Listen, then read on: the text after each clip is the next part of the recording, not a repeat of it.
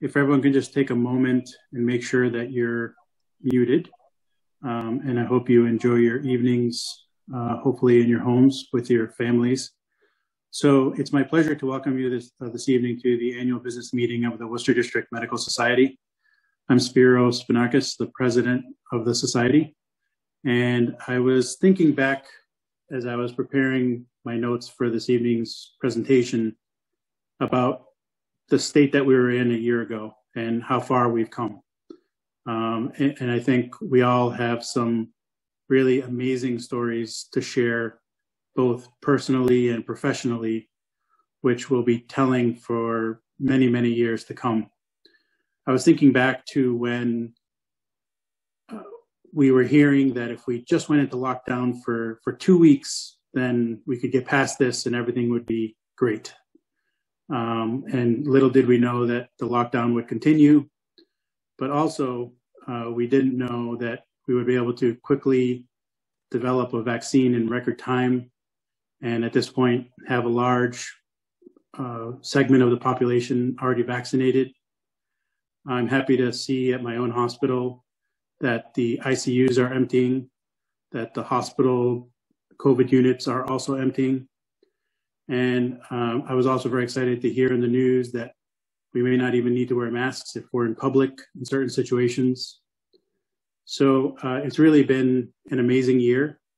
And as you'll hear this evening, the society has been very active, and we have some very special people to recognize, some of whom were instrumental in creating really a successful response to this pandemic for the society at large.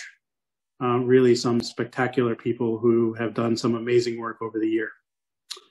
So the first thing I'd like to do, we will spend a great deal of time this evening presenting awards to very well-deserving people. And the first thing I want to do is, but before we do that, I want to take a moment to remember our members and family members who have passed away over the past year. Here you can see a list of those members and the date that they passed. So before we go on, I just wanted to have a moment of silence in remembrance of these individuals.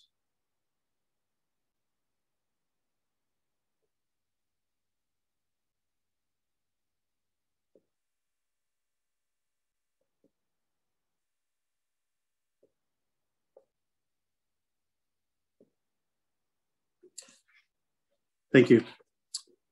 So as I mentioned, we'll be presenting a number of awards this evening, and we have a spectacular awards committee who has considered a variety of well-deserving members both from the society and also from the community.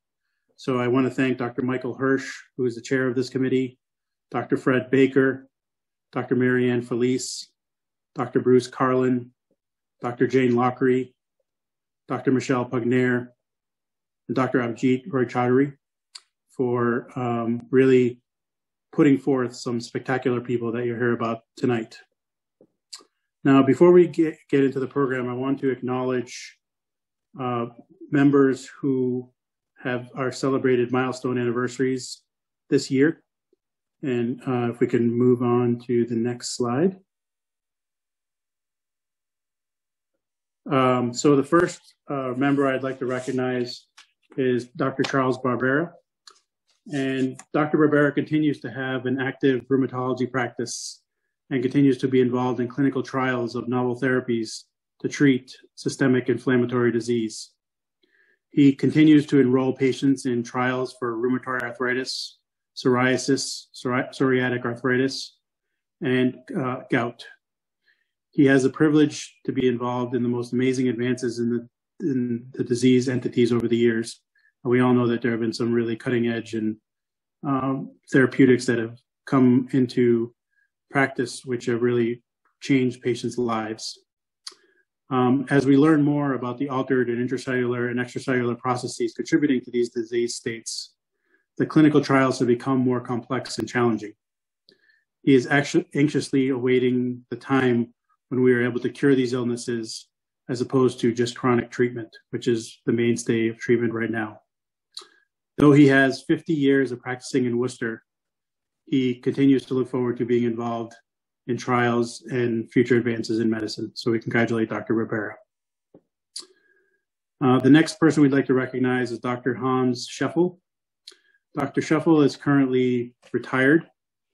He is dual boarded in internal medicine and cardiovascular disease, and he attended medical school at the Philipps University in Marburg, Germany. The next member I'd like to recognize is Dr. Emmer Toth. Dr. Toth retired in 2015, but remains busier than ever, enjoying his family despite COVID, celebrating his 56th wedding anniversary, studying whatever he wants, reading, learning, coaching chess, and even currently on Zoom. So he also serves as his wife's technical advisor, who is a piano teacher, which they are also doing via Zoom currently. So I want to congratulate those members on 50 years of membership and service to the society. Next, we're going to move into members that have been involved in our society for greater than 25 years. Dr. Steen, who is someone I know really well and enjoy his friendship, is a retired internist and has served as a Worcester District Medical Society president from 1981 to 1982, and past editor of the Worcester magazine for 7 years. He continues to serve on several Worcester District Medical Society committees, including our executive committee. He has major interest in gardening and has been a master gardener for 16 years, certified by the Massachusetts Horticultural Society, and is also a past president of the Massachusetts Master Gardener Association. His main gardening interests are tropical plants and shade gardening. The next member I'd like to recognize is Dr. Vasanthi Arakali. Dr. Arakali graduated from Bangalore Medical College, Bangalore University, and completed her internal medicine residency at St. Vincent's Hospital. She has been practicing in Worcester for 43 years and is affiliated with Fairlawn Rehabilitation Hospital. Her areas of interest include weight loss, vaccinations and immunizations, and physical medicine and rehabilitation. The next member I'd like to recognize is also someone I know very well, Dr. Fred Baker, wonderful man and physician. So Dr. Baker completed his residency at the Hanneman Family Health Center. Since then, he's been affiliated with the UMass Memorial Community Group Physicians, approaching his 27th year in outpatient clinical practice as a family medicine attending. He has served as president of the Worcester District Medical Society from 2014 to 2016, and is also a former president of the Massachusetts Academy of Family Physicians. Outside of medicine, Dr. Baker enjoys cooking, photography, ballroom dancing, and spending time with his family. The next member I'd like to recognize is Dr. Patricia Chernovsky. Dr. Chernovsky graduated from the Albany Medical College in 1995 and completed her obstetric and gynecology residency at the University of Massachusetts Medical School in 1999. Since then, she has been practicing for the St. Vincent's Medical Group. Outside of her work, she enjoys spending time with her family, traveling, watching her kids play sports, and the Red Sox. The next member I'd like to recognize is Dr. Sarah Shields. Dr. Shields has worked, Dr. Linda Noble, sorry, I jumped ahead there. Dr. Linda Noble graduated from the University of Massachusetts Medical School and also completed her family medicine residency there in 2000. She holds a master's degree in education and also a degree in counseling from the University of Massachusetts in Boston. Dr. Noble is currently working at St. Vincent's Medical Group in Worcester and is board certified in family medicine. Now we move on to Dr. Sarah Shields. Dr. Shields has worked at the Family Health Center of Worcester for 26 years and continues to practice there and to teach maternity care to family medicine residents, while also serving as the Director of Inpatient Perinatal Services for the UMass Department of Family and Community Health. In her spare time, she is a docent at the Worcester Art Museum and particularly interested in teaching medical students, residents, and physicians about art observation as a way to expand communication and teamwork skills. She remains active in the community service about maternal and infant health through her work as chair of the Worcester Healthy Baby Collaborative and chair of the Massachusetts Medical Society's Committee on Maternal and Perinatal Welfare. She is an assistant editor for Family Medicine, the journal of the Society of Teachers of Family Medicine, with her focus being narrative essays and poetry. Next, I want to recognize a very important individual to the Worcester District Medical Society, and that is our administrative assistant, Melissa, who is completing 15 years of service to the Worcester District Medical Society. So I want to take a moment to just congratulate Melissa on achieving this anniversary. We know that you've worked hard for this accomplishment and feel fortunate to have you, and we truly appreciate your dedication and your smile. It's rare to come across someone who is so dedicated and trustworthy. Thank you for being someone we can always count on. You are really an asset to our team and our organization. If you know Melissa, you know that she's a very creative individual and spiritual. And when she's not working, she enjoys camping and spending time with her family. So we want to congratulate these members and also congratulate Melissa on her 15 years of service to the Worcester District Medical Society.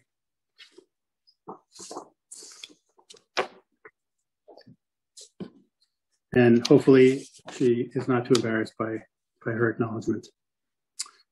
So at this point, it's my pleasure to introduce to you Dr. Jane Lockery, who will present the Editor's Award. Many of you know Dr. Lockery. She has a long history of service to our society. She's a retired internist from the Reliant Medical Group and former residency program director for the internal medicine residency. She also served as editor of our Worcester magazine for many years. Dr. Lockery. Thank you. I think most people who introduce somebody always says it's an honor to be introducing so-and-so. The difference between myself and others is because I truly mean it. So tonight we're going to be presenting the Editor's Award to Peter Martin, who many of you have read his articles in Worcester Medicine over the past 20 years. This is not one of our usual annual awards. This is really something that's really very rare and very special. Paul Steen received this last year, but it had been 12 years since it had been awarded. And before that, it was 13 years. So this is really something really special. So I think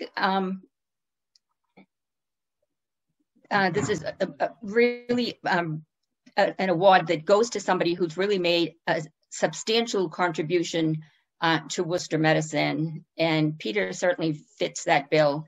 He has been writing an article virtually for every single one of our issues for the past 20 years.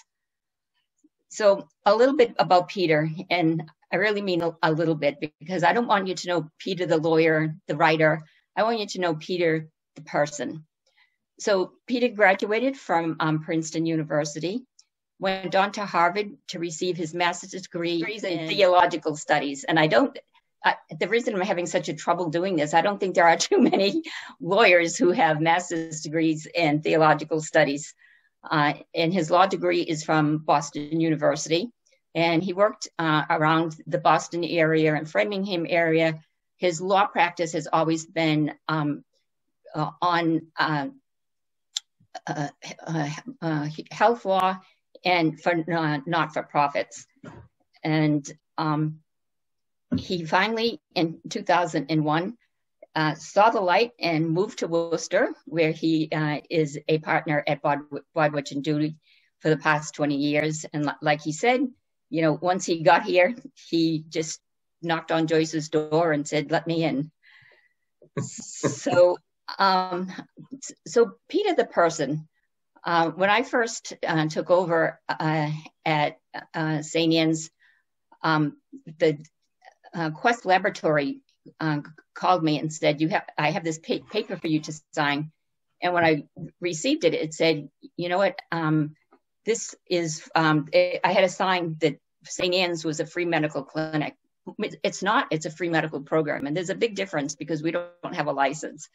And they said, well, they're going to, and they were doing some of our labs for free. And they said, well, if I didn't sign it, they weren't going to give us the labs for free. So I was like, maybe if I got a lawyer to write a letter, that would scare them. So I asked Peter, because he, you know, we had been working together, and if he knew somebody, like 2 seconds later, he emailed me back and said, yes, he would be happy to do that. So he wrote a letter. Not only did that, he called them, and they absolutely would not answer his phone calls. And I said, Peter, what do you think we should do? He said, oh, just print out the document, put it in your typewriter, and write free medical program. I was like, what? Typewriter? Who has a typewriter? He goes, I do. He printed it out, and we I signed it, and I never heard back from Quest Lab again. They're still doing our labs for free. And more recently, I'm not sure if everybody knows that there are 7 free medical programs in the Worcester area, and we're trying to get an umbrella organization to sort of incorporate all of us so that we can apply for grants. And again, I said, Peter, do you know anybody that might do this for me? By the way, we have no money. 2 seconds later, he said, no problem. You know, I said, we just really want you to look over the bylaws. Well, he practically rewrote our bylaws and has been doing all the paperwork that really isn't involved with this. So I'm really delighted to be able to present this award to Peter tonight, and to really thank him for all the work that he's done at Worcester Medicine and for the free clinics, and also for the community, which I didn't go into all the things that he did, but it's really a pleasure to do that. And I have to just tell you one fun fact to know about Peter. Peter and I have never met in person after 20 years. We've met on Zoom recently. So thank you, Peter, for all that you've done for the community. Thank you very much. I really appreciate it. Hello. I'd like to thank the Worcester District Medical Society most sincerely for this wholly unexpected and largely undeserved award. When I burst in on Joyce Coriglia unannounced 20 years ago, and suggested something that I hadn't thought they needed, which was a regular legal column in Worcester Medicine. That idea was adopted promptly, and it has been a really excellent experience for me for a long time. It's encouraged me to do what I should have been doing all along, which is keeping up on various topics in health law, and hopefully translating technical legal doctrine and developments into a recognizable form of English. So I am really happy to have this beautiful award, which is also possibly useful in dealing with disgruntled clients. So I'm sure it'll be on my windowsill for many years, and I am thrilled and delighted that I've been able to have this really productive relationship with the Society and Worcester Medicine, and I hope to continue that for many years in the future. So thank you again. I'm deeply appreciative and humbled by this recognition. Thank you. Congratulations, Mr. Martin, and thank you for all of your contributions to our society. We really appreciate it. It's been a pleasure. Thank you. Okay, at this time, it is my absolute pleasure to introduce Dr. Michael Hirsch, who will present the 2021 Community Clinician of the Year Award. Dr. Hirsch. Thank you, Spiro, and thank you for everyone who's attending. And I especially want to thank the awards committee. I know we've already gone through their names, but they're just an easy group to work with. And honestly, this was a very easy choice for us to be, as a district, proposing that Dr. Nancy DeToro become our rep to be the Community Clinician of the Year by the Mass Medical Society. So kind of like taking a page out of Jane's playbook, I have a personal relationship with Nancy that makes this even more special because I've been working on and off in Worcester since 1986. She's been here since 1983, and over the last 37 years has tirelessly devoted herself to the children of our community. Nancy was a summa cum laude graduate of Michigan State University who stayed there to do her medical school time, but then came to UMass and did a residency here in pediatrics as well as an ambulatory care fellowship, and then joined the venerable group, the Child Health Associates, who for many, many years now have been like the outstanding primary care pediatric group in the community, based in Auburn and in Shrewsbury, and I think they have some other satellites now as well. But Nancy was one of the first pediatricians that I met here when I came here in '86, and I learned firsthand all the things that the people that nominated her said about her. They said that she knows all of her patients by their first names. She knows all the extended families of her patients by their first names. She was deeply involved in their overall wellness, not just in treating them for their rescue issues. And at the same time, I will not steal her thunder. When you see her video, you will learn about her amazing contributions to global health at the very level that you would think doesn't have a chance in hell to move forward as a teaching tool. But amazingly, Nancy made it work. So the last thing I'll say about Nancy is that she shared a really great gift with me. She has a wonderful son named Adam, who, when he was a Cornell medical student, in his summer years, would spend some time with me doing injury prevention work. And then he ended up matriculating into our pediatric residency program, and now is a very successful pediatric cardiologist. Brilliant kid, and such a great reflection that with everything else that Nancy was taking such good care of, her practice, her global health stuff, and the wellness of her medical students and residents that learned so much from her, because she's an unbelievable teacher, she was able to raise such a wonderful son. So without further ado, I will turn it over to Nancy and say congratulations from Mass Medical Society and the Worcester District Medical Society on being the Community Clinician of the Year. I hope I have. Thank you to everybody at the meeting.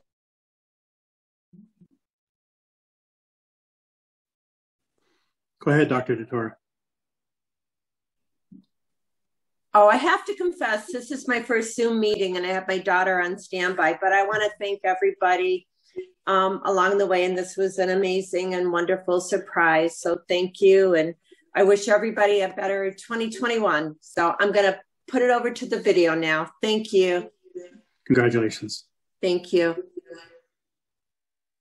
Tonight, I would like to thank the Worcester District Medical Society and Mass Medical Society for the Community Provider Award. It was quite a surprise and it means a lot to me. Thank you to Dr. Larry Ryan in thinking of me for nomination, and Dr. Joe Howard in support of the nomination. I've been lucky enough to live and practice pediatrics in Auburn for the last 37 years.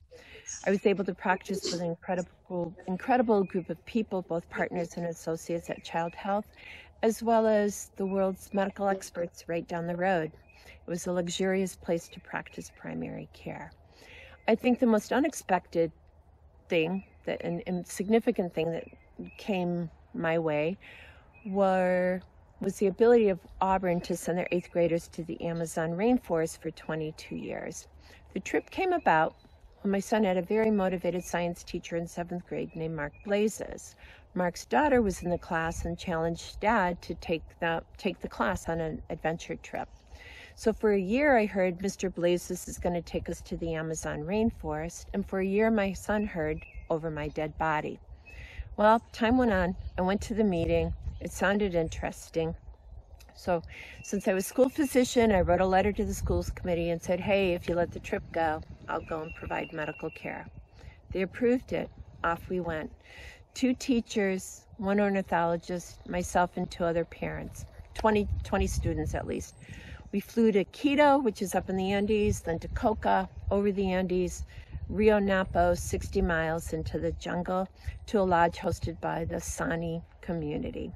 It was quite a trip. Morning, afternoon, evening hikes with a biologist and a local guide. The kids had prepared academically and medically and physically, and the world of the Amazon was opened their eyes. It was also terrifying in that my highlights or lowlights, as it may be, were one of our students had about 12 hours of bilious vomiting and pretty profound dehydration. And our ornithologist, day by day, slid closer and closer to full-blown congestive heart failure. But we made it. We appreciated it, we made it, but I was done. I was one and done. Well, 2 years later, next son comes up the ranks. Okay, we'll go back. A little bit more experience knowing what we were getting into. Oh, and by the way, we only had radio contact with the outside world 6 hours a day at the beginning of all these things. On that second trip, two decisions were made that turned out to be pretty magical. One is the last day in the jungle. Instead of staying in the jungle as a tour group, we went to the community where we met the people and the students in the community, had a big fiesta, huge soccer game, and it was a very, very special day. And as it turns out, continues to be the big memory of the trip. While they were all doing their fiesta, I started to wander and I found the cafeteria ladies cooking, and I realized they were covered with burns. So I started passing out Band-Aids and bacitracin. And that was the start of me sort of starting to provide and initiate some medical care that I could bring and provide. So year after year, we had fiesta. Year after year on Community Day, we had Clinic Day. Now, clinic just gets bigger and bigger and bigger. I'm always helped by Helen Blazes, who went from English to Spanish, Blanca, the community midwife, who took us to Quechua, as well as local customs and what's possible and what's not possible within the jungle. Had parent, medical, and non-medical volunteers, students that were amazing volunteers in clinic. The other part of clinic for me would be to set up in huts, go from one hut to another for those families that couldn't make it to Community Day. So all in all, my favorite thing was to watch our students transform as well as provide for my families in the Amazon. The transformation the students made was that they got it. They realized they were in the Amazon, the treasures of the Amazon, but they also met the people of the Amazon. They were hunters, gatherers, fishermen, no running water, no electricity, bathe in the river, but very, very special friends. So now in Auburn, that lives on. I think we all have friends at Sani, and we all have an appreciation of the wide world that we live in and how much we need to protect that.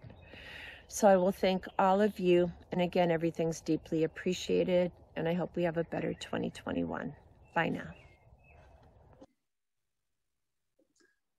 Thank you, Dr. DeTora, for those wonderful words, and what an amazing story. Must have been quite an experience. Thank you, Dr. Hirsch. At this time, it is my privilege to announce the Worcester District Medical Society 2021 President's Award. And the President's Award goes to three individuals who I think you all know quite well. The first individual is our Mayor, Joseph Petty, our City Manager, Edward Augustus, and our own and most dear to our hearts, Dr. Michael Hirsch. So this is a very special award that recognizes individuals for their extraordinary contributions to the health and well-being of the community. And these three gentlemen have worked tirelessly since the pandemic arrived to make sure that the citizens of Worcester have the best care that they can and all that they need to deal with this really horrible pandemic. At this time, I'm going to spend a little time speaking about each one of them, and then we'll hear from them in a pre-recorded message.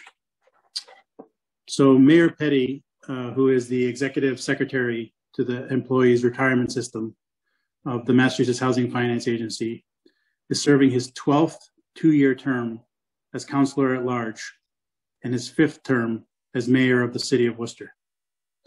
He is also the Chairman of the Worcester School Committee. I'm not sure that he has enough jobs. He is a graduate of the Holy Name Catholic High School. He received a bachelor's degree in business administration from Nichols College and a law degree from the New England School of Law in Boston. Mayor Petty is truly committed to the city of Worcester and its residents. He believes in providing reliable police and fire services and exercising budgetary prudence at City Hall. He promotes improving infrastructure, especially in our neighborhoods. During this past year, Mayor Petty has worked tirelessly, along with his constituents, to oversee and manage our community and its resources, working collaboratively with other city officials and organizations to guide our city through the COVID pandemic. And I know that he's watching this evening from a local restaurant, and we thank him for participating. The next individual I want to recognize is Mr. Augustus. Mr. Augustus was appointed City Manager of Worcester in 2014. He is a former Massachusetts State Senator and former Chief of Staff for Congressman James McGovern. Before becoming City Manager, he worked as a Director of Government and Community Relations at the College of the Holy Cross. As City Manager, he is focused on continuing Worcester's economic development, supporting education, and making city government inclusive for all residents. During the past year, the city has faced an unprecedented challenge of the global pandemic. Mr. Augustus, along with his administration, Mayor Petty, and the Worcester Department of Health Medical Director, Dr. Michael Hirsch, and many other dedicated community partners, helped steward the city through this trying time. With Mr. Augustus's leadership, the city established the first in-state temporary homeless shelters, providing care for some of our most vulnerable, while also easing the burden of our hospital systems by keeping beds open for other patients. The city opened the state's first COVID-19 field hospital with the help of UMass Memorial, which was put into operation twice during the pandemic. He also established financial relief to small businesses and partnered with local agencies to help with rental assistance for those who suffer job losses as a result of the pandemic. The city manager also answered calls from our community to address systemic racism. This year, he announced an executive order and several action items geared toward dismantling structural racism and ensuring equality for all residents of Worcester. Through it all, the city manager has overseen a city that continues to attract developers and investors with exciting projects such as Polar Park, home of the Worcester Red Sox, and a new South High Community School coming online this fall. Congratulations, Mr. Augustus. The next individual I want to congratulate is Dr. Michael Hirsch. As you all know, Dr. Hirsch is the medical director of the Worcester Department of Public Health and is committed to the health of the greater Worcester community with his many roles and hats, including Assistant Vice Provost for Health and Wellness Promotion and Professor of Surgery at the University of Massachusetts Medical School. He is co-director of the Injury-Free Prevention Coalition for Kids and is a director of a gun buyback program. Since 2012, Dr. Hirsch has been the medical director for the city of Worcester, and this past year played a critical role in the COVID-19 response. His expert guidance, along with his daily briefings, public service announcements, town hall style events, successfully guided us all through the difficult days of the pandemic. It was always nice to see Dr. Hirsch on TV or hear him in the radio in the morning when we were off to work. Dr. Hirsch has literally put in thousands of hours during the pandemic response. And his efforts are really too numerous to list, but they include working with a college consortium about testing, outbreak containment on our college campuses, reviewing the higher education commencement plans for COVID safety, reviewing COVID policies for Polar Park and the Worcester Red Sox, collaborating with numerous other city departments and local businesses to provide medical guidance, and also participating in calls with public, private, and parochial schools about the safety and concerns and protocols regarding COVID. And on a more personal note, I have had the pleasure of knowing Dr. Hirsch since I was a medical student, and I have the pleasure of working with him on a weekly basis as I watch him operate on the smallest, tiniest patients that we take care of at UMass together. He is just a wonderful man, and watching him operate is truly a miracle. And he tells some pretty good jokes too. So it is my pleasure to congratulate these three wonderful gentlemen. And at this time, we'll hear some pre-recorded remarks from each of them.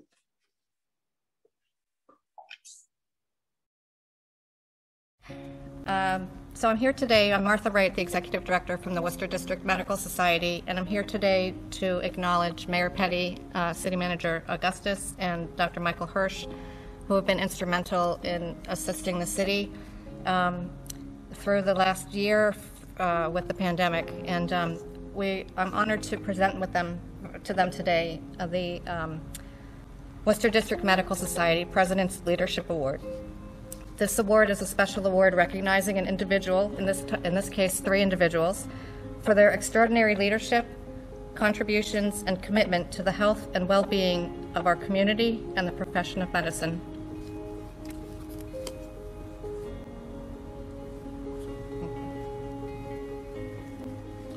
Thank you, Martha. Thank you, Martha. And I just want to thank the Worcester District Medical Society for the award.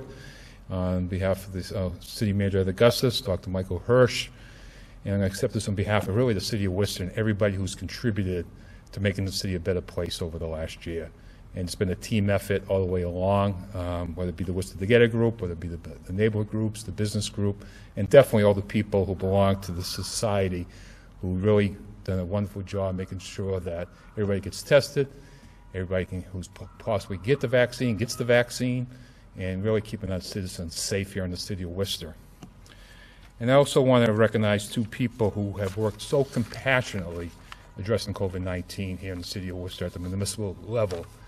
I want to thank and City Manager at Augustus and Dr. Hirsch, who I think are beyond reproach, who have been shown so much compassion to the city of Worcester, who've done an excellent job, and someone who I put my life into their hands, because they've done a wonderful job here in the city and keeping the city together where it could fall apart very easily. But you couldn't have awarded 2 more better people than the 2 guys standing behind me. And so my hats go off to them. And I want to thank the community for really sticking together in this time of need. And thank everybody, all the medical community. Thank you once again, our public health department especially. Thank you.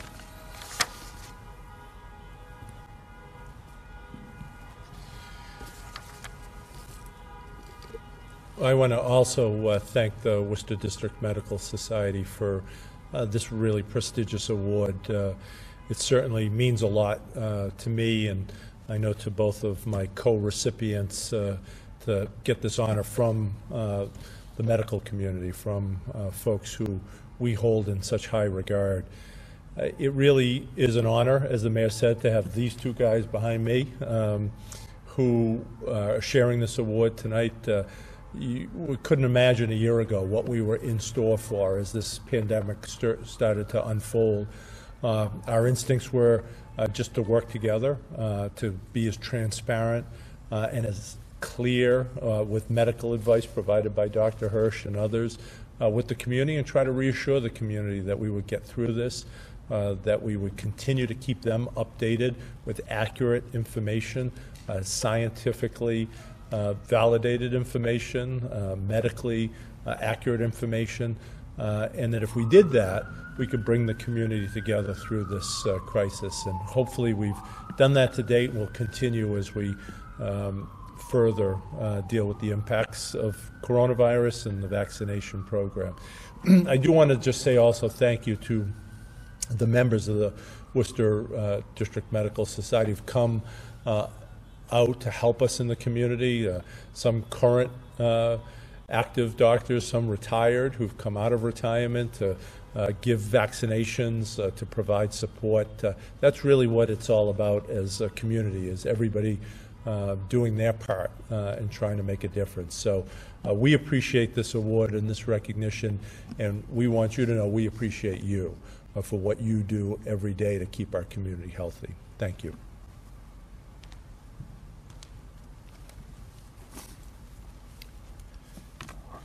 Well, I'm wearing my Worcester District Medical Society hat because I know how unusual it is to have a President's Award.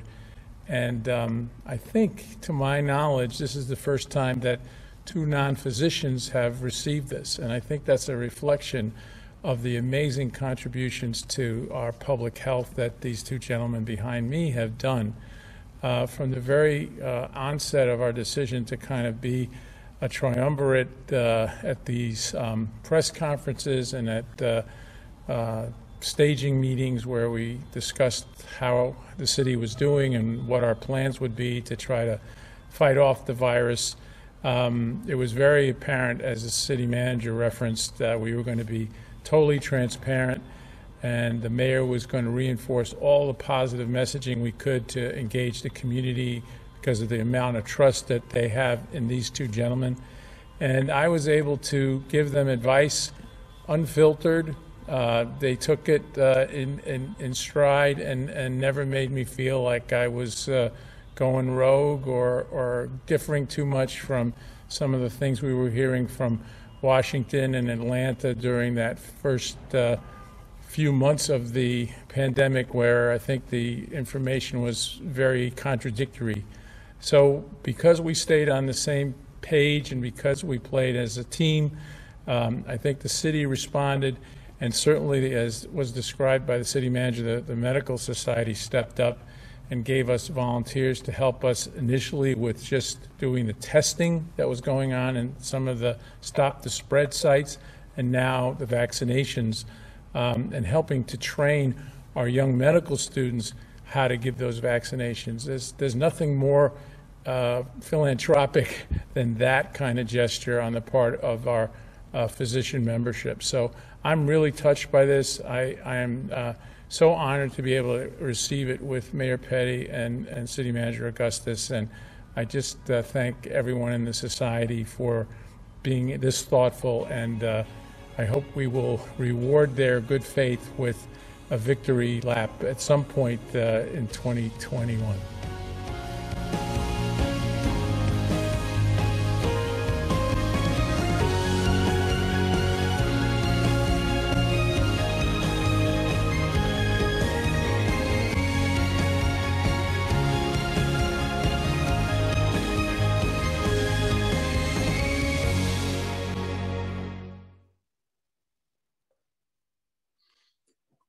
Great. So congratulations once again to these three wonderful individuals, and also to all of our other award recipients.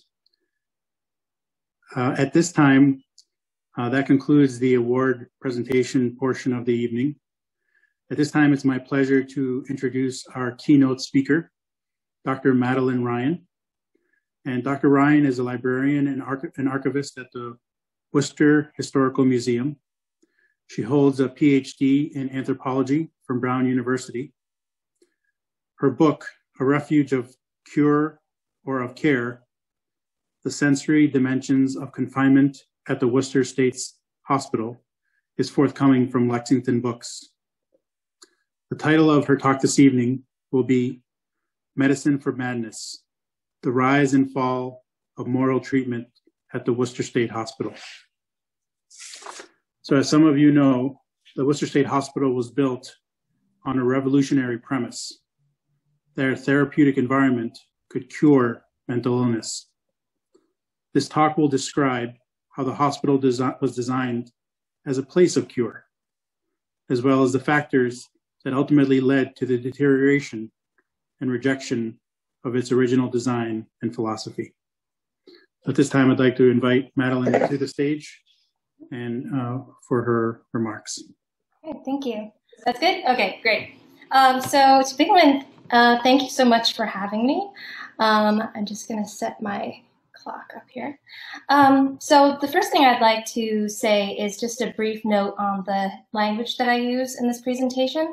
I use the words lunatic and insane because they were the medical diagnostic terms of the 19th century.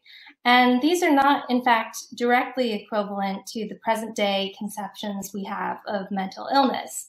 They include conditions that are no longer considered psychiatric or even pathological. I've come across people who were labeled insane for homosexuality, for cross-dressing, and even for disagreeing with their husband's religion. So for this reason, I choose to use the historical terms to specify insanity as it was defined in this particular context. And with the turn of the 20th century, I shift into mental illness in more modern terms. The clock tower off of Belmont Street has occupied its position in the landscape for almost 150 years. At one time, it formed the center of the massive 19th century complex of the Worcester State Hospital. To present-day onlookers, the hospital or its remnants might evoke the stigma of a dark chapter of mental health care. However, this perception obscures the genuine spirit of optimism and charity in which the institution was founded. Worcester State Hospital and other 19th century institutions like it were based on a revolutionary program known as moral treatment.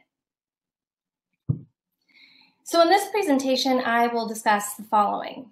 First of all, what was moral treatment? What were its origins, objectives, and defining principles? Secondly, and thirdly, I will discuss the two iterations of the Worcester State Hospital and how they were designed according to the principles of moral treatment. And lastly, I will discuss why moral treatment declined and the effect this had on the Worcester State Hospital and on the history of psychiatry. So what was moral treatment? Moral treatment was a holistic institutional program for the treatment of insanity. And by holistic, I mean that it was intended to target every part of the mind and body. It was institutional because it could really only take place in an institutional setting. This was not something that you could go to your local physician for and get prescribed to you at home. It really could only take place in one specific environment. Moral treatment originated in France and England of the late 18th and early 19th century, and it was fundamentally spiritual, not medical, although it became later absorbed into medicine.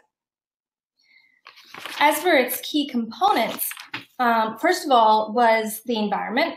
As I mentioned before, it was an institutional setting, so a well-organized hospital building with all the necessary facilities for daily life, including pleasant accommodations where patients would feel at home, and surrounded by a bucolic landscape that would provide them with plenty of nice things to see, as well as a farm to create a self-sufficient economy. So this was very much intended to be a little microcosm or almost a village. Moral treatment also involved a daily regimen consisting of a wholesome diet, moderate labor, sufficient rest, recreation, intellectual and physical activity, and plenty of opportunities for socialization with one's peers. And last of all, moral treatment depended on individualized care. So its founders envisioned a supportive and well-trained staff that would provide humane treatment and encourage mutual trust between patient and staff. And this mutual trust was thought to be the basis of the relationships that would enable these providers to minimize restraint and coercion in the treatment of the insane. On the one hand, moral treatment was built on many old-fashioned ideas about health and what made a healthy body and a healthy lifestyle. There were a lot of common sense concepts in it.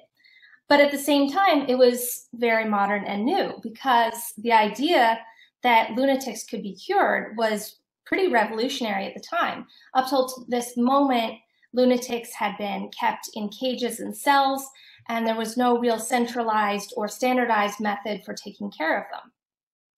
Also, the idea that the environment could affect health was very popular and rather trendy in the 19th century in many intellectual circles, and formed the basis for movements such as utopian communities. At this time, in the late 18th and early 19th centuries, there were some pretty dramatic social changes occurring, including the rise of industry and the growth of cities and population. And under these circumstances, the number of people who succumbed to insanity seemed to be increasing dramatically. As a result, the Massachusetts State Legislature in 1829 commissioned an investigation into the condition of everyone in the state who was considered insane. And the legislators were pretty shocked to find reports of lunatics dressed in rags and living in dark dungeons. So they created a resolution to create one of the first public institutions for the insane in the United States. And this idea, which was based on moral treatment, was very popular in Massachusetts because of kind of an existing atmosphere of progressivism and humanitarianism, as well as the fact that Massachusetts had a very robust welfare system.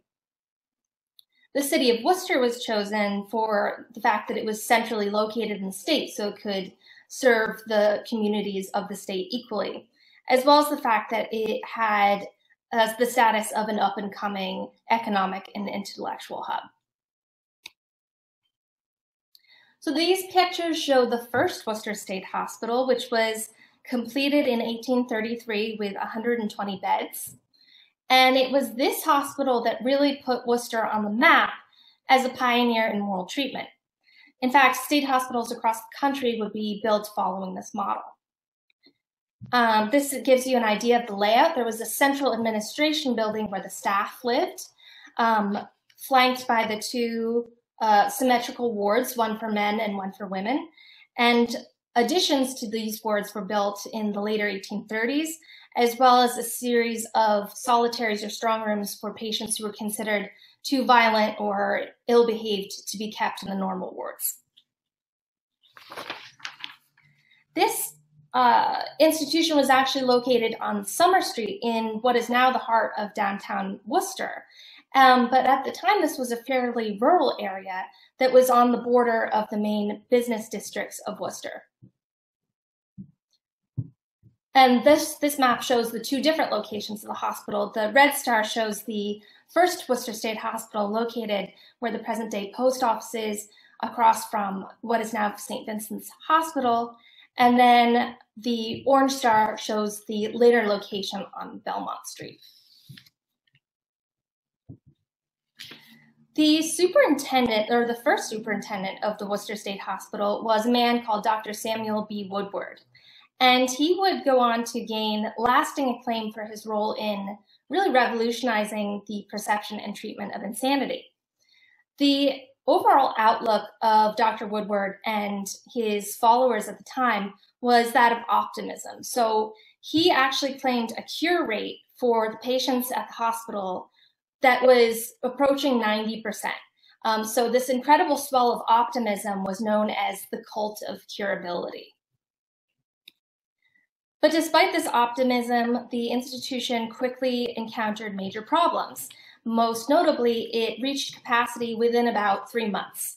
And afterwards, the additions that were put on the hospital, one after another, could never really keep up with demand. And throughout its history, patients would sleep on beds or just plain mattresses in the hallways. Growth also created the necessity of additional farmland to feed this growing patient population.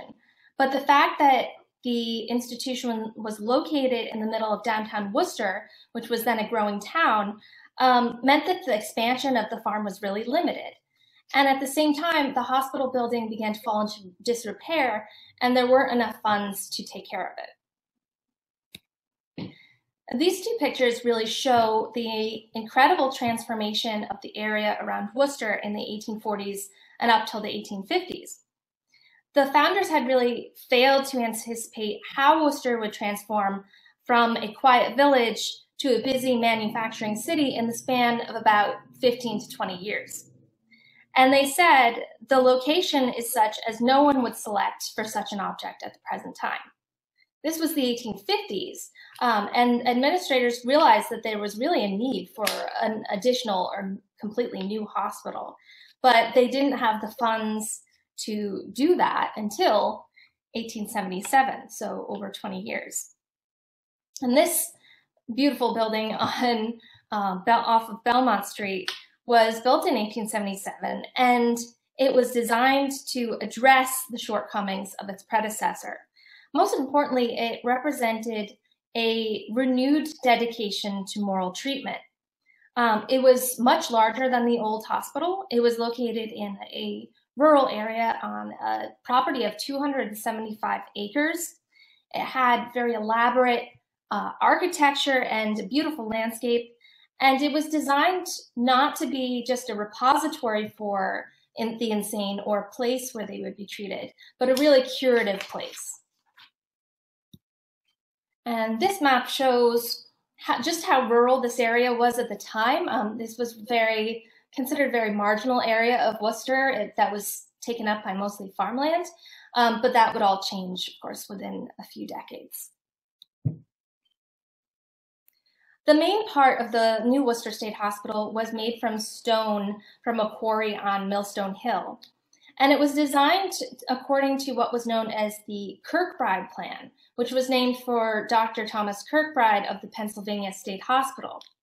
And according to this plan, which you can see in more detail here, there was a central administration building and then a series of wings that branched out in this staggered, or I've heard it described as like birds flying pattern, that allowed patients to be classified according to a certain hierarchy, with quiet patients towards the center of the building and more noisy or violent patients towards the outer ends. And the Kirkbride Plan was not unique to Worcester. It became incredibly popular throughout the United States in the 19th century. The landscape of the new hospital was designed to emulate a genteel garden or park with gardens, gazebos, and greenhouses. And although the landscape was intended to be enjoyed by patients, it was also created and maintained by their labor. The wards of the hospital, as I mentioned earlier, were organized along, or the patients within them were organized according to their behavior. So these very nicely furnished wards would have been reserved for patients who were upper middle class or were considered either convalescent or to have less severe illness, whereas less privileged or more violent patients would be kept in rooms that were Spartan, unfurnished, and in some cases didn't have windows. And for obvious reasons, they didn't really take any pictures of those rooms. Such a huge institution really required an army of laborers, And at the time, it wasn't considered unethical for patients to work without pay. In fact, it was considered to be essential to their therapy. The goal of self-sufficiency was never really met, but it was still really essential that patients work in order to sustain the hospital. Labor was divided by sex. So men worked on the farm, which produced vegetables, meat, and dairy products. And they also carried out all of the landscaping, construction, carpentry, and upholstery for the hospital. Women, on the other hand, were responsible for all of the laundry and general housekeeping of the hospital. They also took part in handicrafts, and the sale of these handicrafts provided funds for the institution. But it wasn't always work. A hospital policy required that patients spend some time outdoors every day in fair weather. And they were able to take part in a variety of outdoor sports and activities, such as tennis, volleyball, golf, and hiking. Baseball was one of the more popular sports at the hospital. There was a team that actually represented the hospital in intramural games with other state hospitals. So the staff and the patients would join together on a team and go around playing other state hospitals. But despite all of the effort put into the design and the construction of the second Worcester State Hospital, it pretty quickly fell victim to the same challenges as the first. The building fell into disrepair due to a lack of funds, and overcrowding made it impossible for staff to give the kind of individual attention to patients that moral treatment required. In fact, moral treatment was pretty much impossible under the conditions that came about during the later 19th century.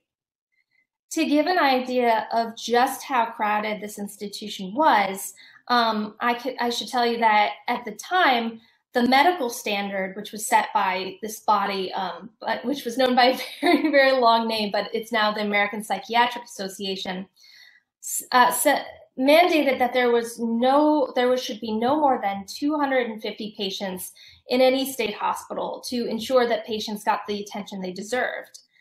But most state hospitals in practice far exceeded this number. The second Worcester State Hospital was designed to house 400 patients, but that number was increased to 600 as they were actually building the hospital. By the first years of the 20th century, it had reached a number of 1,000 patients. And by 1950, there were 3,000 patients. So you can just kind of imagine what an institution designed for 400 patients would have been like when it was occupied by 3,000. At this time, coinciding with all of these difficulties, moral treatment came under attack by a new generation of psychiatrists who thought that the insane weren't really as curable as everyone had originally thought. And the result of this criticism was the rise of what we now call therapeutic pessimism. So administrators recognized that a change in the mission and identity of the hospital would be necessary for it to survive. And what they decided to do was to redefine the hospital as a center for scientific research and medical education and training. In doing so, they turned to the model of the new general hospitals, which had become very popular at this time. They instituted new programs for education and research. They created medical and surgical departments. And this had a profound effect on psychiatry, which during the 19th century was not always considered a real discipline, had existed very apart from both medicine and science. And all of these changes helped to legitimize psychiatry and to integrate it more fully into medicine. Patients were used basically as test subjects in the new experimental research that was undertaken at the state hospital. And like patient labor, this wasn't considered unethical at the time. But all of these changes, perhaps most importantly, represented a huge departure from moral treatment. There was no longer any focus on creating an overall therapeutic environment, but rather, instead, there was a lot of focus on somatic therapies, or therapies that targeted the body as the seat of disease. So in the 20th century, the shock therapy was considered one of the most promising treatments for mental illness. This picture is not actually of shock therapy. I couldn't find any pictures of shock therapy at the Worcester State Hospital, but it shows hydrotherapy, which essentially operates according to the same principles. So the idea was that a sufficient physical or physiological shock could change the brain in some way that would essentially reboot it and enable it to function more sanely, to put it one way. And this was a very experimental therapy that derived in part from a lot of observation of, look, this person had a seizure and suddenly their symptoms seem to have improved. So during this time, insulin was used to put patients into comas, and the stimulant drug metrazole was used to induce seizures as part of shock therapy. And although these measures seem to improve symptoms in some patients, they also caused serious side effects and were sometimes fatal. In the 1940s, electroconvulsive therapy became the dominant method of shock therapy. Psychology also came to the Worcester State Hospital during this time, beginning with a connection with Clark University's psychology department. And Worcester State Hospital's own psychology department was opened in 1922, and they also conducted their own experiments, testing, and treatment of patients. This picture shows Dr. William A. Bryan, who was the superintendent of the hospital from 1920 to 1940, and he oversaw some of the most important changes that took place during this time. Like his predecessor, Dr. Woodward, he was incredibly optimistic about the power of the institution to cure mental illness, but he had a very different outlook and methods. He believed in scientific management, which aimed to eliminate waste and optimize the efficacy of the hospital. According to Bryan's vision, the hospital should function like a therapeutic assembly line with patients cycling very quickly in and then out. His idea was that this would reduce the population of the hospital and enable it to function more smoothly. But in reality, the population grew a lot during Bryan's tenure. In fact, it more than doubled between 1900 and 1930. The Bryan building, shown here, named after Dr. Bryan, was built in 1957, and it was intended to usher in a new era for the Worcester State Hospital. It was designed according to Dr. Bryan's principles of scientific management, but its construction coincided with the beginning of deinstitutionalization, which was the process by which state hospitals were downsized and shuttered. And this took place throughout the United States. Between 1950, when Worcester, or to put another way, in 1950, Worcester State Hospital had 3,000 patients, as I mentioned earlier. By 1980, there were only 500. And this was not the type of reduction of patients that Dr. Bryan had hoped to see. Patients weren't being discharged because the hospital was so effective and they had been cured. They were being discharged because the hospital was thought to be a failure, and essentially there was no point in keeping them there. And by 1983, all the patients in the state hospital had been moved to the new Bryan building, and the old building was abandoned. Many factors combined to lead to the decline of state hospitals, including overcrowding, reports of abuse, the failure of experimental therapies, and the deterioration of the buildings, which the state basically invested less and less money in as it became apparent that they weren't working. There was also the introduction of new psychotropic drugs that seemed to promise patients the potential of being treated outside of an institutional setting.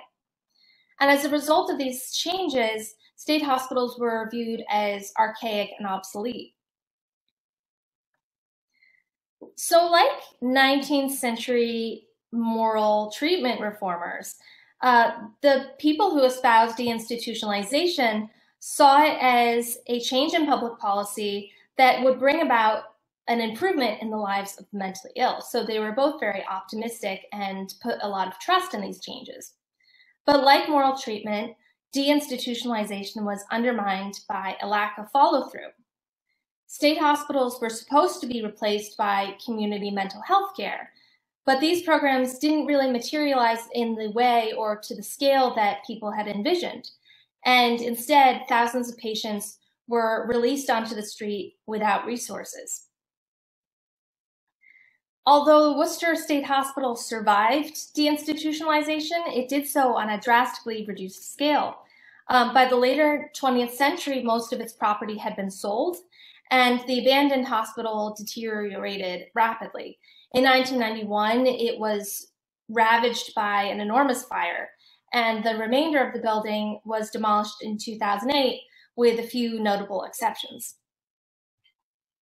In the early 2000s, local preservation activists reached an agreement with the state to preserve parts of the old Kirkbride building. And these included, as you can see, the Hooper turret, which was housing for suicidal female patients, as well as the nurses' residence, which was a separate building built in 1903. The clock tower, most notably, was deconstructed and rebuilt, actually brick by brick, as an independent structure on the same site. And today it stands in front of a 320-bed hospital complex built in 2012, known as the Worcester Recovery Center and Hospital. And although this hospital still operates under the jurisdiction of the state of Massachusetts, it really bears very little resemblance to the state hospital of the 19th and 20th centuries. Nevertheless, and in the midst of all these changes, the clock tower presents a point of continuity with the past that links together previous generations and the employees and patients who continue to live and work at the Worcester State Hospital. Thank you. That's my last slide. Oh, thank you, Dr. Ryan, for that enlightening talk. What a wonderful presentation and what wonderful slides that you had for us. I want to thank Dr. Dale McGee for inviting you and giving us the chance to hear on this topic. One question that Dr. McGee had, he wasn't able to be with us here this evening, was, do you have a sense of what types of reasons that people were admitted to the Worcester State Hospital, and what were reasons that may not be related to mental illness? Yeah, that's a great question. And it really depends on what years you're talking about. The annual reports of the Worcester State Hospital, up to a point, released the most frequent causes for admission in their reports. And for the first, I'd say, couple decades of the hospital, they include things that we really wouldn't recognize as mental illnesses or causes of mental illness, things like disappointed ambition or disappointment in love, poverty, physical illness, things that we could recognize as contributors to mental illness, but they were really seen as the underlying causes. Masturbation was a huge one of them, probably in the top 3 for most of the 19th century. So, and then the formal diagnoses didn't really exist in the sense that we have today. There were the major groups, major like kind of categories of mental illness, like mania and melancholia, which roughly correspond with modern diagnoses, but they were very loosely diagnosed. So it's difficult to kind of put a finger on what those diagnoses were, but if you read the literature, there is a surprising amount of what we would probably see as social factors in mental illness that are probably less emphasized today when we think about causes of mental illness and forms of mental illness. Thank you. So we do have some time for questions from the audience. You're welcome to unmute yourself and ask your question live, or if you'd like, you can put it in the chat box and I'm happy to repeat it. Mm-hmm. Spigo? Yes, Dr. Schneider. Yeah. Thank you, Dr. Ryan. I was particularly interested in your talk because 15 years ago, I was chairman of the Worcester Historical Commission. We tried very hard with the support of Preservation Worcester and our local government community members to preserve some of the buildings, particularly the administration building. That didn't work. The administration building was just beyond repair. But we did manage to get the state to spend a couple of $1 million on restoring the clock tower. Yeah. And I think anyone who's interested should go to the clock tower, look in the first floor window, and the clockworks are still preserved. So thank you again. Yes, it's remarkable. And I love what they did. I'm sure the Historical Commission had a hand in this, but the text and the pictures on both sides of the clock tower are just a great monument to everything that took place there. It's really great, even though they weren't able to preserve the administration building. It's an amazing monument. Dr. Hirsch had a comment to thank Dr. Schneider and Dr. Leonard Morris for saving the clock tower. Are there other questions for Dr. Ryan?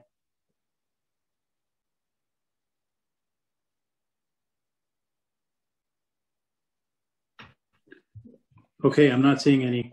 So thank you once again for really a wonderful talk. So interesting, and I'm sure there's many more stories you could tell. Thanks.